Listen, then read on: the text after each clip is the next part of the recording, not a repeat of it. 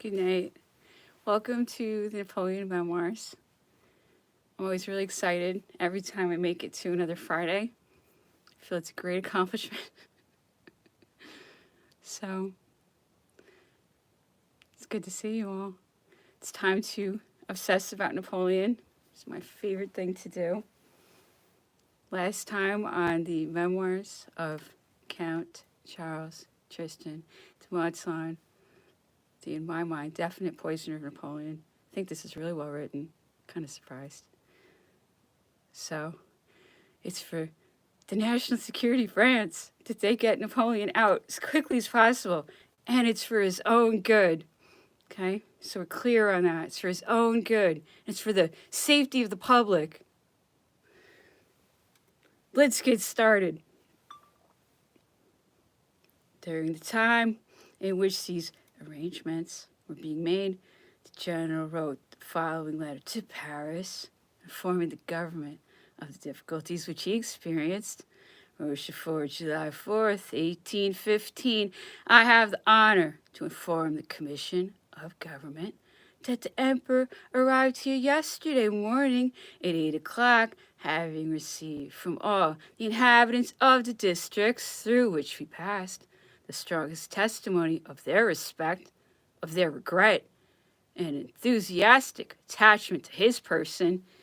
Immediately after our arrival at Rochefort, the superior officers of the Navy declared it to be impossible to sail from the roads of Aix as long as the English kept such a large number of cruisers on the station in sight of our ships. In consequence of this opinion of a council of war, preparations are being made to get ready a corvette lying in the Gironde and to arm a brig in order to take advantage of either of these opportunities, should the cruisers remain off the Pertuis and leave the mouth of the Gironde open, so as to favor the escape of the corvette.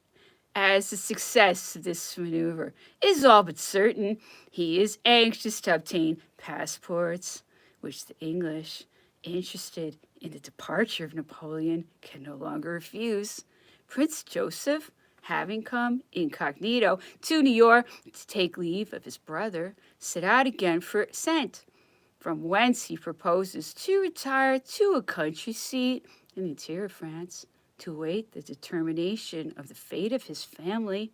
The prince has been compromised by one of the garde du corps, who raised a mob against him and some persons in his suite of the emperor on their way to Saint in order to go to Rochefort. The movement was suppressed by the National Guard, who caused both the persons and carriages to be set at liberty. Emperor is in perfect safety at Rochefort. He does not show himself, although the inhabitants exhibit a great desire to see him in order to express their gratitude for all the benefits which he has conferred on their country. We are in expectation that Monsieur Otto will obtain the passports, and whilst waiting for his arrival, the best means are adopted to take advantage of any changes favorable to the Emperor. Signed, Count Becker, Lieutenant General. The Council of the Admiralty met daily. The Emperor was present at all their sittings, taking a part article by article in all their deliberations. In one of these meetings, Admiral Martin mentions Captain Baudin, commander of a corvette in the river. On the same day on which Count Lascazes signed the agreement already referred to, the Minister of the Marine became impatient at knowing the Emperor had not yet left Rochefort, and wrote the following letter to the Maritime Prefect, Paris, July 6th, 1815. Sir, it is of the utmost importance that the Emperor should leave the soil of France as quickly as possible. The interest of the state and the safety of his person imperatively require it. Should circumstances not permit his departure in one of the frigates, it will perhaps be possible for a pilot boat to deceive the English cruisers. And in case this method be deemed suitable, it's not necessary to hesitate in putting one at his disposal. in order that he may set out in 24 hours. Should this plan be unacceptable, and should he prefer going on board one of the ships of the English squadron or directly to England, he is requested to address to us a formal and positive demand in writing. And in that case, you immediately put a flag of truce at his disposal in order that he may adopt either of these two alternatives. It is indispensable that he should not disembark on the French territory. And you cannot be too precise in your instructions on this point to the commander of the vessel on board of which he may now be, or on which he may embark. I forward you a decree on this subject, which has been just passed by the government, and send a copy of the same to General Becker. The terms are such that I have nothing to add beyond what I have already said to you to remove all difficulties in the way of his departure as far as in your power. I cannot too strongly repeat. His departure is a matter of the greatest urgency. He must not, however, be allowed to depart in a pilot boat for the United States, or on a flag of truce for the English squadron, or for England itself, till he shall have made a formal and positive request in writing to that effect. This restriction, which will be made acquainted by General Becker, will make him feel that one of the great reasons for the urgency of his departure is founded upon the interest taken respecting his personal safety. Should a flag of truce be sent, you will draw up the sailing orders according to the usual form. I subjoin an extract from the decree of the government, which you will append to the instructions of the commander of the flag of truce. In order to regulate his conduct, you will, in like manner, give this extract to the commander of the boat for the United States. Should the emperor select that alternative, you will be careful to appoint as commander of the vessel a good officer who understands how to combine the greatest firmness of purpose with the observance of respect necessary in such a delicate affair. The Duc de Cray.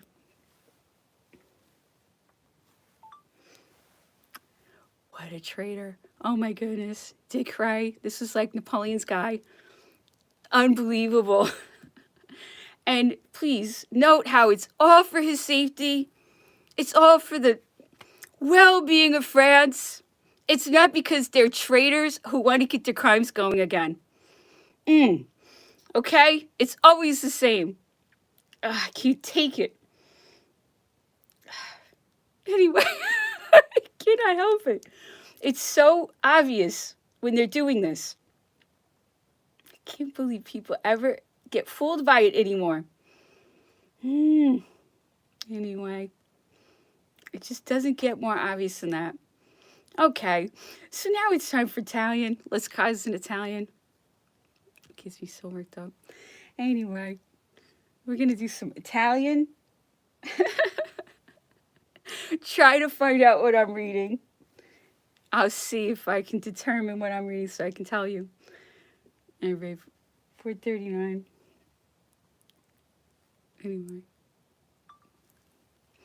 Ragioniamo alquanto sul tema del re e dei popoli a mio riguardo, quali mai potevano essere I temori del re?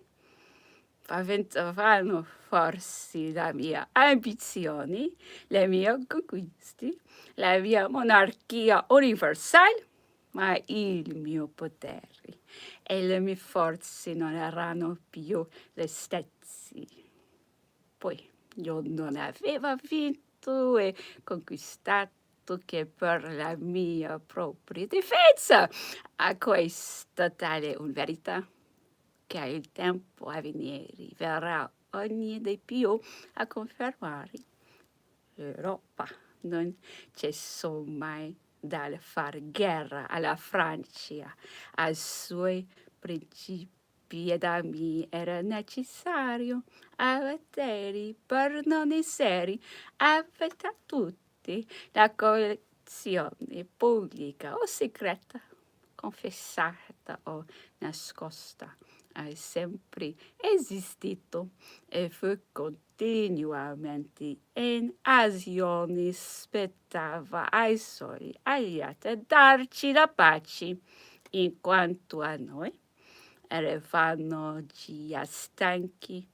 I francesi tremavano alla sola idea di nuove conquiste ed io sarò forse creduto indifferente alla dolcezza del riposo ed essa sicurezza, o la gloria e l'onore non impongano diversamente con i nostri due cameri. Mi sarebbe stato rifiutato il passaggio del Reno e perché lo avrei io voluto? Forse per la mia monarchia universale, ma io credo non aver dato mai prova di demenza. Ora io che soprattutto la contraddistingue, sì, è la sproporzione fra il disegno e i mezzi. Se io fui sul punto di attenuare quella monarchia universale, io intervenni senza calcolo e perché vi fui passo condotto. Gli ultimi conti per giungervi sembravano valerni la pena. Era forse ragionevole il tentarli, ma dopo il ritorno da Isola d'Alba, una somigliante idea, un pensiero sì avventato, un risultato tanto impossibile potevano correre per la mente del messaggio degli uomini, i sovrani pertanto nulla sappiano a temere dalla mia armi, paventavano per avventura la diffusione dei principi anarchici, non conoscevano essi per esperienza.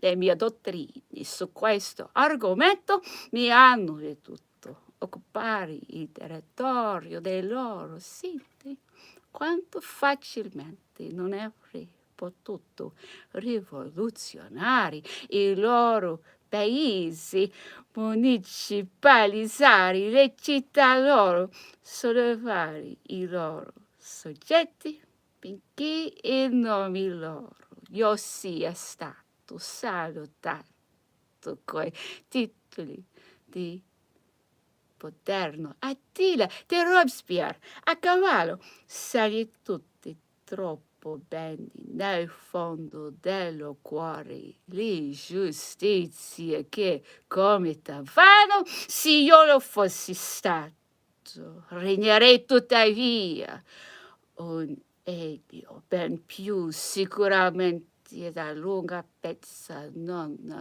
regnerebbero più nella gran questione nella quale io mi vedovo arbitra e dono mi si presentavano dinanzi due sistemi, fare intendere ragioni ai re per mezzo dei loro popoli, a condurre a buon porto i popoli mediati a lei.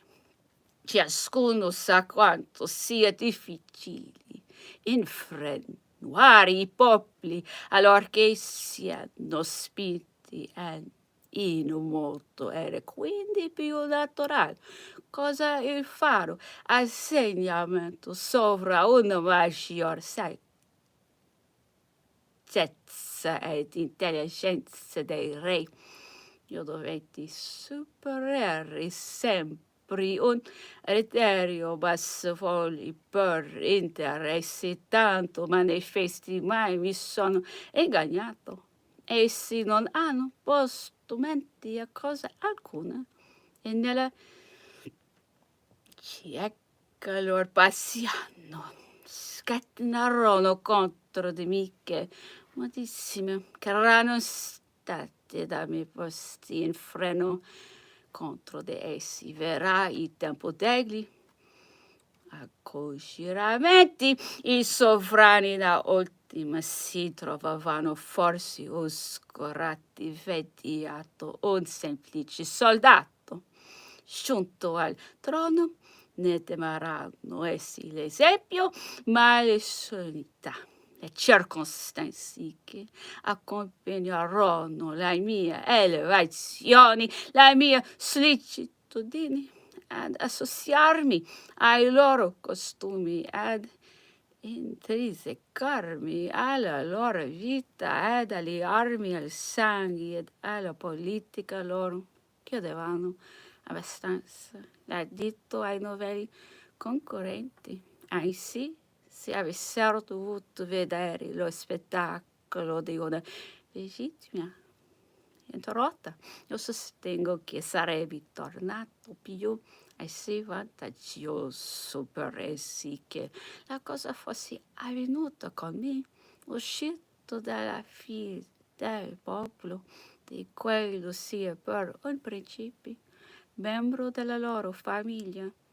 in periodi che passeranno secoli prima che le circostanze riunitesi intorno ai me si riproducano a favore un altro per rinnovare il medesimo spettacolo, mentre non va sovrano, il quale non avvia al suo fianco e nel suo stesso Pelagio o Gini, nipoti, fratelli, qualche parente, in breve disposto ad imitare facilmente quelli che lo avessi una volta soppiantato. Inoltre, di chi mai potevano temere i popoli? Che io venissi a depredarli, ad impor loro catene? Ma io non ritornava forse il Messia del pace e dei loro diritti? Questa dottrina faceva la mia forza. Violarla valeva lo stesso che perdermi e nulla di meno. I francesi stessi mi hanno temuto e si furono indiscreti, pigliano a discutere, allorché non restava altro partito che combattere e dividendosi quando convivevano di riunirsi non era forse ancora meglio avventurarsi ad avermi per padroni anziché esporsi ad accolare il gioco dello straniero. Non era egli più facile disfarsi di un despota, di un tiranno, che scuotere la catena di tutte le nazioni riunite e poi, donde traevano essi argomento per codistar questa loro diffidenza di me? Certamente dall'avermi veduto concentrare in me tutti gli sforzi e con mano vigorosa dirigerli all'intento che mi era proposto, ma non appresero d'essi a loro costo quanto cio fossi necessario. Ebbene, il pericolo fu sempre lo stesso, la lotta terribile, la crisi imminente. In tal stato le cose, la dittatura era per fermo, non pure necessaria, ma indispensabile. La salvezza della patria ingiungevano anzi di dichiararla apertamente. Il ritorno di Lipsia avrei dovuto anche farlo, venendo dall'isola d'Elba.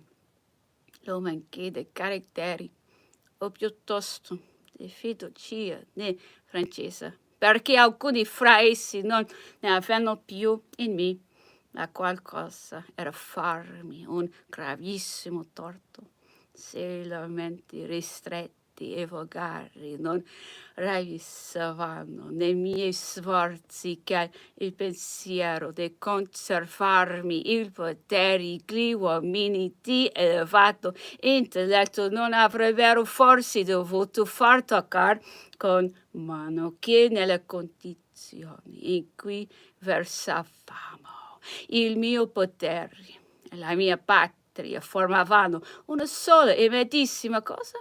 Faceva dunque mestieri di sì gravi e irreconciliabili sì auguri perché io fossi compreso dal mio paese. La storia mi renderà più giustizia e mi editerà invece come l'uomo delle negazioni e del disinteresse, di quali seduzioni non fui io l'oggetto all'esercito d'Italia, l'Inghilterra all'epoca del trattato d'Amiens offrivami la corona di Francia. Io rigettai la pace di Châtillon e sedei ogni stipulazione personale a Waterloo. E perché? Perché nulla di tutto ciò conferiva il bene della patria. Altro desiderava e aveva che il suo bene, la gloria sua, la sua sovrastanza, la maestà sua. Ed ecco perché, malgrado tanti infortuni, io rimango sì popolare tra i francesi e una specie di istinto, un atto postumo di giustizia per parti loro. All right, so Napoleon's this huge defense of himself. He's saying he was always disinterested. He always did everything to protect the sovereignty of France. He always wanted peace, but with the kind of people who were constantly attacking him, he had to have a dictatorship. They always call him a dictator. He had to have a military dictatorship because he was fending these terrorist bankers off, okay? That's who it is. It doesn't end. Never ends. It's this constant infiltration, games, tricks, lies. They will say anything to run things from the back room. And Napoleon had to be a dictator, and still they subverted him left and right. And that's how they got him. They couldn't get him on a military level until they lured him into Spain and Russia. He did not want any of that. He was lured into it by infiltrators. It's terrible, but that's how they got Napoleon, because they could not beat him on the field of battle until they got him into horrible situations. So sad. And he was like a saint. I mean, I can't even handle how people talk about him. Like Hitler. How horrible. And that's a whole other subject, okay? Don't get me started. Don't get me started on that, okay? That's just faker than it looks, okay? Don't think that's all real. Anyway. Can't help it. I'm worked up tonight. Watch out. Anything could happen. Anything could happen tonight. I'm out of control. Okay? This is dangerous. This is dangerous stuff you're watching. Anyway, I can't help it. I cannot help it. I'm so fed up. I've been so fed up. Anyway, so fed up. Every day I get a little more fed up. Okay, so now Lavalette's in prison because of these horrible people for running the post office. They're going to literally kill him just to terrify the population. So when they see that they're killing people for doing the right thing, everybody ends up terrorized. And they were going to kill Lavalette just to terrorize the people of France. And this was a very serious act of terrorism. So there was the Reign of Terror in, I believe it was 1793. And then there was another Reign of Terror in 1815, right after they got rid of Napoleon, to terrify everybody into putting up with this stuff. Okay? Regular terrorism. Okay? This is history. Every time they want to get control, they start killing people to scare people. And please remember 2016, how many people died in a very scary way. Right before they launched all this stuff. Oh, what a coincidence. Exactly. Okay? These things are going to be said tonight. It has to be this way. Okay, anyway, so now there's a spy in a jail with Lavalette, because they have to have spying everybody constantly. Yeah, that's what happens. I can't put on this thing. Anyway, so poor Lavalette, not only in jail, but he has to put up with a spy. Okay, but he's making the best of it. Let's continue. La cour des femmes, comme je l'ai dit, était en face de ma fenêtre rayée, mais séparée par un mur élevé. Ce voisinage était mon supplice depuis 8 heures du matin jusqu'à 7 heures du soir. C'était un débordement de paroles, assourdissant et de tout ce que la langue a de plus grossier, des plus ignobles et des plus dépravés. Souvent, les joailliers étaient obligés d'accourir pour rétablir l'ordre parmi ces harpies. C'est sous cette queue qui donnait les deux fenêtres de la prison de la reine. Lors de mon séjour, cette pièce située sur mon passage peut aller au pro servait de parloir aux prisonniers privilégiés qui recevaient des visites tutélaires. C'était une grande chambre, divisée par une espèce de pilier qui formait 2 arcades. Les planchers étaient des briques placées du champ et qui devaient être fort vieux, puisqu'ils formaient des dessins dont l'usage est perdu depuis longtemps. L'entrée était au fond d'un corridor obscur. La reine ne vit qu'un mauvais lit, une table et 2 chaises, une large tapisserie dans le milieu de la chambre. La séparait du gendarme et des joailliers. On les éloignait cependant pendant la nuit, que des fois je me suis promenée dans cette prison. Quand la tristesse de l'abattement s'emparait de moi, j'ai retrouvé des forces, du courage. J'ai réussi de me plaindre du sort qui pouvait m'être réservé en me représentant l'effroyable destinée d'une reine des forces. Je suis certainement le premier qui a exprimé au tout le monde le vœu qu'on fit une chapelle de ces cachots. Peu de temps après ma fuite, l'ordre en a été donné et exécuté. So Lavalette was locked up in a place called the Conciergerie, which is a prison where they locked up Marie Antoinette. As horrible things happened in this prison on the Seine in Paris, and he felt so terrible that he would think about what she went through just to feel better. Isn't it horrible? And they killed her too. This is endless, the killing. This is the same people doing all of these killings. All of them. It's the same people. Secret society people are killing all these people, and they're just so sand in our eyes about it. Like, we're never going to see this. They got rid of the monarchs of France because they wanted to take over. They were good monarchs. They tell you, oh, it's the poor people. It's not the poor people. It's the secret societies who wanted to run France. They want to run everywhere. It's unbelievable. And then Napoleon was disruptive to their puppet plan. So then they had to deal with Napoleon. But because Napoleon was such a fighter, and they wanted those wars, because they lived for wars. Wars is like their favorite thing in the world. So they took advantage of the fact that Napoleon was noble and he would fight for the right thing. And they got him to participate in all these wars that they wanted. And then they said he was causing the wars. He was not. And then they called them the Napoleonic Wars. It's not the Napoleon. It's like, it goes so far.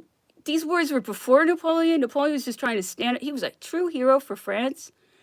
And because he was, see, I did go. This is so funny. Turn it up then. See what I mean? It just proves it. Proves it. Proves it. that they do this to me. Proves everything I'm saying. Don't they know that? They're just proving me right. That's right, because they're terrorizing the whole world. Everybody's supposed to be so scared of them that nobody can talk. It's a nightmare. This is a nightmare. Everybody's so scared they can't talk about what's so obvious. Because you got all these games, all these reasons why you can't talk about them. This is horrible. Tonight is the night. This is how it's going to have to be. Anyway, it's time for hot-blooded Corsican Antomarchi. Who's worse, me or him? I really don't even know at this point. I want to say him. It's probably me. Anyway, so we're going to get started. Antomarchi, Napoleon was just talking about how much he just loved Frederick the Great, this Prussian king general guy. Okay, here we go. Terceira campanha. Aunque Bonaparte havia vencido, não deixou de custar-lhe as mais duras penas, e estas hacían conservar vivo resentimiento. Acordaba-se de que Farmser había ocupado más de una vez su cuartel general y no le parecía haberse vengado bastante con desbaratar sus proyectos de destruir una parte de su ejército. Sabe que este general ha recibido refuerzos, que ha hecho un movimiento desde el Tirol sobre la Brenta y inmediatamente subiendo por el Adige, cae sobre Roveredo, rechaza a la mitad del ejército austriaco, se adelanta hacia la Vis, aparentando marchar sobre Innsbruck, y de repente se dirige a lo largo del Brenta. Todas las disposiciones austriacas fueron vanas, pues el triunfo de todos los obstáculos. Ataca al enemigo, le derrota y persigue con la espada envenenada y arrojándole así el río Adige. Le pasa Bonaparte antes que él. Ya iba Farmser a rendir las armas cuando uno de aquellos it's turning off again. Le felicitó una retirada, por la cual escapó a encerrarse el manto con 10,000 hombres de caballería, varios regimientos de coraceros, su estado mayor y sus bagajes. Fue tan pronta la ejecución de todos aquellos movimientos y tan entera la derrota, que todavía ignoraba la corte de Viena sus desastres, cuando supo por la voz pública que ya no tenía ejército en Italia, que sus fronteras estaban desamparadas y su general confinado en la única plaza que le quedaba. Fáciles de observar que Bonaparte en sus atrevidas operaciones nada dejaba que haber a la casualidad. Y aunque sus marchas admiren a primera vista, se percibe fácilmente que siempre se haya prevista la retirada y tomadas disposiciones para el caso de salir vencido. Los militares notarán con vivo interés la semejanza que hay muchas cosas tiene esta campaña con la del ejército de reserva. En una y otra verán a Napoleón maniobrar sobre la línea de operaciones del enemigo, interponerse entre este y sus almacenes, interceptarle la retirada y decidir de un solo golpe la suerte de todo un ejército. Anyway, so I keep saying that Napoleon's always talking about the conquest of Italy. He is always talking about it.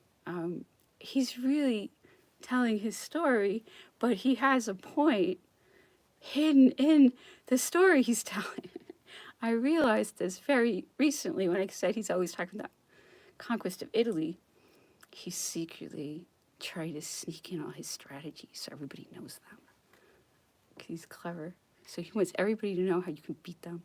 It's all in his Italy thing. But specifically, he wanted to give that information to his son. So Las Casas is really, I don't want to say a love letter, but it's really an act of love for his son He says that he was going to kill himself when he found out they were going to send him to St. Helena. And Las Casas says, look, you have to tell your story. You can't die right now. And Napoleon had poison on him. He was ready. He was totally going to kill himself. And he said, you'll write our story and it'll get to my son. It's so sad. I can't even handle this. It's so terrible. It's so terrible what they do to people. Anyway, what they did to his son, just that his whole life was his son, and he knew they were going to kill him. This was so sad here. The whole time at St. Helena, he's so worried about his son because he knows they're going to kill him, just like they're killing him, It's unbelievable the amount of murder these people do. They act like it's a lone shooter or an accident, and none of it is. It's horrible. Oh my goodness. Tonight's the night. It's all coming out tonight. You can hear everything tonight. I can't control myself. The truth is just flowing. Anyway, German, out of control. I don't even know what to do. So it's, I just have so much to say about Napoleon. And it involved everything. The story of Napoleon touches on every single other thing in the world. All right, so we're back to the conquest of Italy, where he's trying to explain his strategies to his son and everybody else. Anyone can find out anything from these books. All the information in the world is here. That's why they're being suppressed. Okay, let's go. Schlacht bei Arcole. Erster Tag, den 15. November. 3 Kolonnen setzten sich auf jenen 3 Chausseen in Marsch. Die eine ging links stromaufwärts an der Etche bis zu der äußersten Grenze der Sumpfe, wo man dann ungehindert mit Verona in Verbindung stand. Dieser Punkt war von der größten Wichtigkeit, weil man nun nicht mehr zu besorgen hatte, dass der Feind Verona ergreifen konnte, indem wir ihm in den Rücken gekommen wären.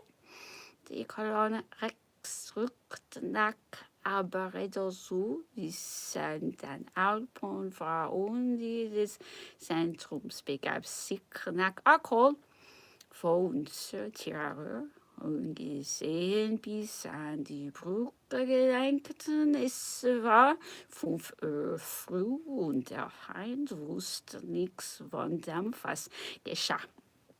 Die ersten Flintenschüsse erfolgten auf die Brücke von Arcole, wo 2 Bataillonskreuzten als ein Observationskorps evakuierten und die Armee im Rücken, wo sich der Paris befanden, zu decken und die Truppen zu beobachten, welche die Garnison von Legnago etwa ins Feld stellen konnte. Dieser Platz war nur 3 Stunden entfernt und der Feind war so nicht listig gewesen, keine Posten bis an die Edge auszustellen, denn er hielt den Zwischenraum für ganz unzugängliche Sumpfe.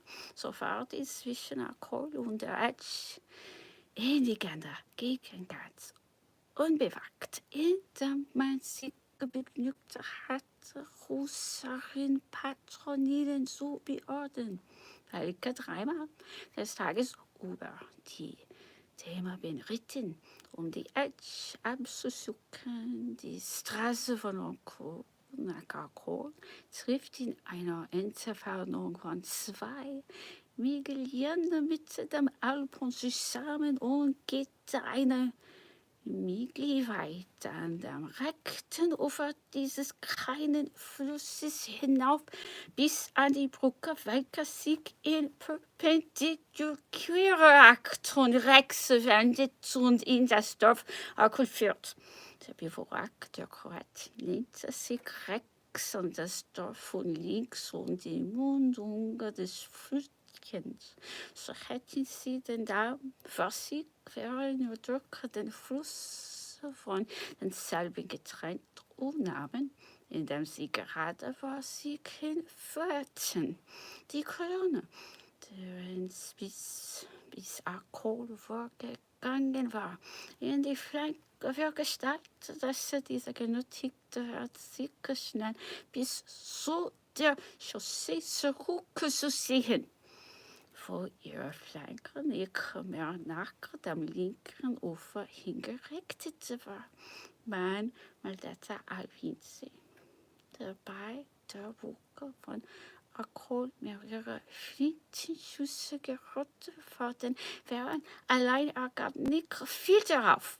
Doch konnte man mit Tagesausdruck von Caldero aus und von den näheren Kirchschirmen die Bewegung der Franzosen sehen. Zudem würden die Husaren, welche an jedem Morgen längs der Elbe Rekonnaissierungen einstellten, umso erfrecken Festnacht über etwas vorgefallen sei, von Einnehmen aus mit Flintenschüssen empfangen und durch die französische Kavallerie verfolgt.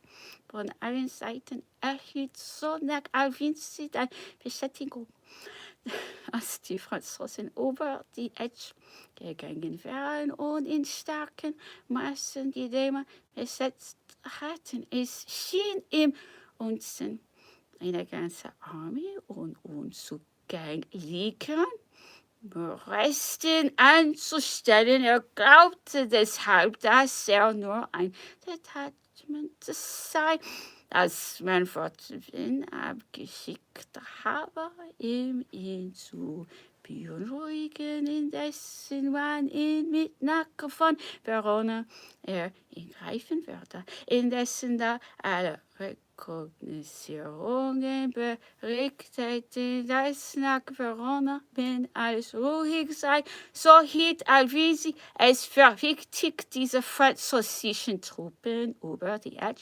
zurückzuwerfen und sich den Rücken frei zu machen. Er schickte daher eine Division nach dem Damm von Akkord und eine zweite nach demjenigen, der an der Edge hinaufte, mit dem Befehl rasch auf das, was sie treffen würden, hinzugehen und alles in den Fluss zu werfen. Gegen 9 Uhr des Morgens griffen diese zwei Divisionen in der Tat recht lebhaft an. Massena, der auf dem Dame links stand, ließ den Feind hereinkommen, ging dann in Sturmschritt auf denselben los, warf ihn mit großem Verlust und machte viel Gefangene. Ebenso ging es auf dem Damm von Akkord. Man verteilte, bis der Freund über den Bogen der Brücke herüber war, griff ihn dann ebenfalls in Sturmschritt brachte denselben in Unordnung und nahm viele Gefangene.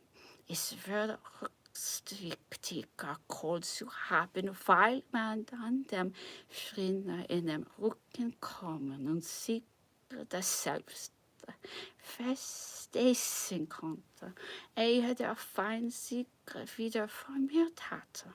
Aber die Brücke von Akkord widerstand, vermog ihre Lager allen Unsinn ergriffen. Napoleon machte in einer Person dabei den letzten Versuch.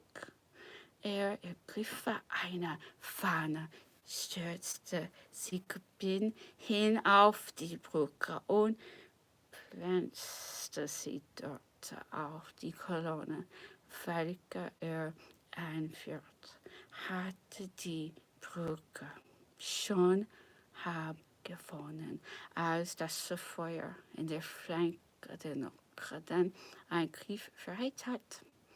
Die Grenadiers an der Spitze sehen sich von den nachfolgenden Truppen verlassen. Sie so gern werden. Sie fliegt mit vorgerissen, aber sie wollen sich nicht von ihrem General trennen. Sie fassen ihn am Arm, den Herren an den Kleidern und schleppen ihn über die sterbenden und toten durch den dicken Pulverdampf fort. Jetzt stürzte der Obergeneral in einen Sumpf und versinkt darin, umlugt von Feinden bis über die Hälfte des Körpers. Die Franzosen werden plötzlich gewahr, dass ihr General Nico bei ihnen ist. Das hört ein Geschrei. Vorwärts, Soldaten! Den General zu retten. Im schnellen Laufe warfen die braven Sieger auf den Feind, trieben ihn bis über die Brücke zurück. Und Napoleon ist gerettet. Dieser Tag war überhaupt ein Tag heldenmutiger Aufopferung. Der General Lannes kam von Mappeln herbei. Er war bei Sovereign verwundete Pforten, war noch krank in diesem Augenblick und dort warf er sich zwischen den Feind und Napoleon, pickte ihn mit seinem Leibe, wollte Nico wieder ablaufen von ihm und erhielt zu 3 Pfunden Miron, eine Adjutant des Obergenerals, verlor auf diese Weise, indem er sich über ihn hingeworfen hatte, das zu loben, welch ein heldenmutiger, rührender Tod, Billard. Vignolis werden verwundet, indem sie die Truppen immer wieder vorwärts führten. Auch der brave General Robert kam dabei ums Leben. All right. I hope you enjoyed that.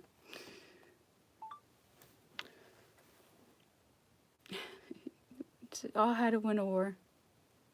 It's doable, okay? Anyway, have a great night. I hope you have a fantastic night, okay?